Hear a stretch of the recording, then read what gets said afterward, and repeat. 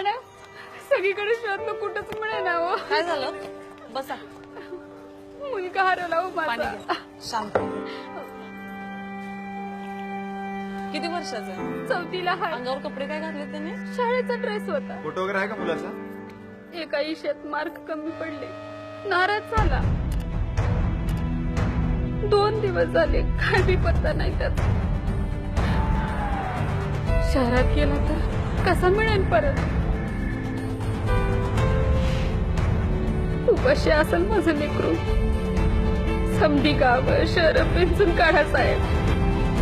आता शेवटी तुमचाच आधार आहे मला.